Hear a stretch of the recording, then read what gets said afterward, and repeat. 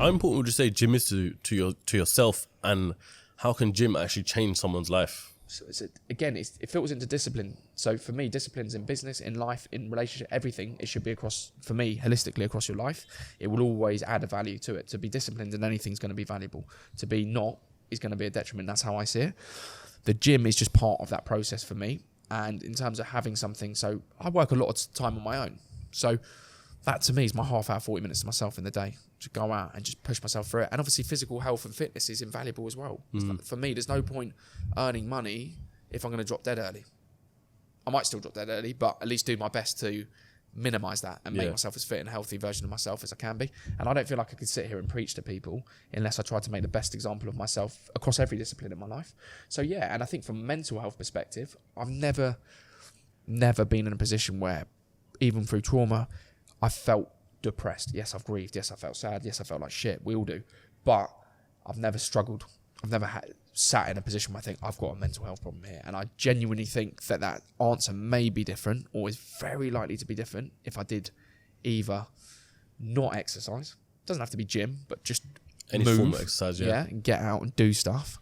Or like I make a conscious effort not to be a recreational drug user as well. It's not my thing. Yeah, and I same. think those two things are where I've seen people go horrendous. Those are two common themes in life where I see people that do struggle as a common theme. Not everyone, I'm not saying it's everyone, but I would say those two things are going to make it more likely than not you will go down a more negative pathway than a positive.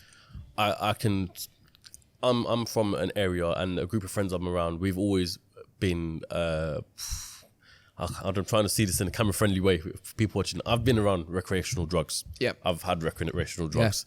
And the boys, I cut off from recreational drugs. It was just a life choice.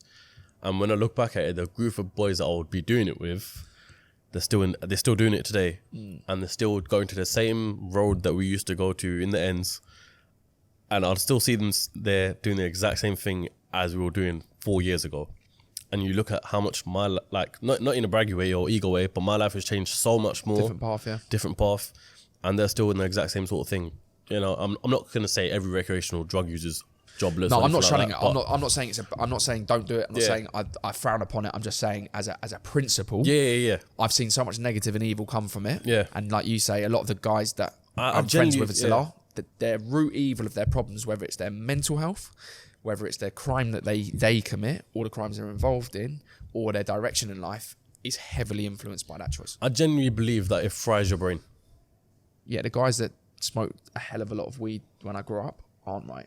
Yeah, that's what I'm saying. And they're stuck in slow motion. Yeah, I see and it's held them back in life. Yeah. And when you're held back at 18, it's different to being held back as a 30-year-old father or whatever you are in life. Yeah, you can't afford to be do moving that. like that. Yeah. You can't. And it's horrible to say, but at the time, even back then, and obviously more research, I could see it happening in front of me, and I was like, I can't be this.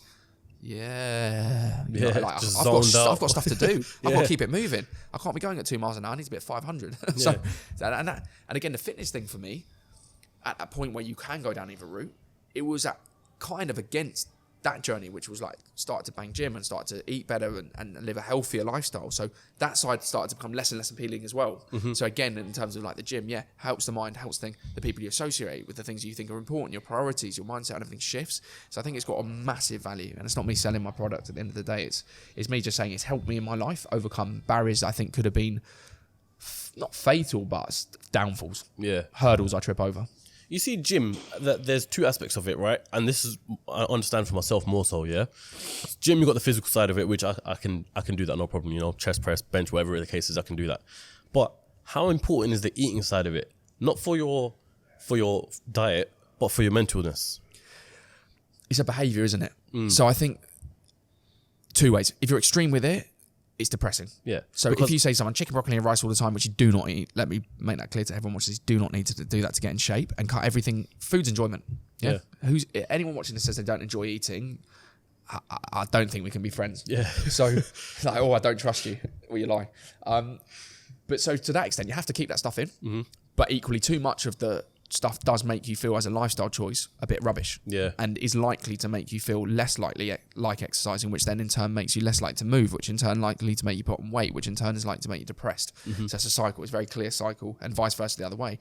If we eat better, we probably feel a little bit better energy wise. We probably lose a little bit of weight or progress towards our physical goal. We therefore feel a little bit more confident, a bit happier. We get compliments, and then it self-propelling. So I think they come together, and 100%. I'd be lying if I said I don't enjoy food. Of course I do. I go out. I don't track calories on everything. I eat there's nothing banned food-wise. Do you not track calories, you said? No, I don't now.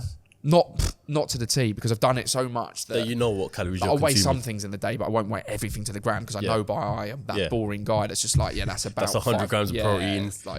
I hate myself. But it's good though. Or if there's a time of year, if I'm going away or something I want to extra kind of make a beeline for getting in sort of like fine tuning, then I'll go back to it. Yeah. But the day-to-day stuff, no, it doesn't need to be. But people, I think it's helpful to go through that journey, and all the stuff we do goes from under muscle. We go through either habit. You don't have to weigh everything. If your lifestyle doesn't, you can still make amazing results. We give them kind of 3 options of how committed they want to be. I used to go through this every single time. I used to weigh stuff and scan stuff on MyFitnessPal every single time, and I was just like, you know what, it's good, but then it was getting too much. Yeah, it is. It was just like, everything I eat, what am I gonna have to write it down now? Yeah.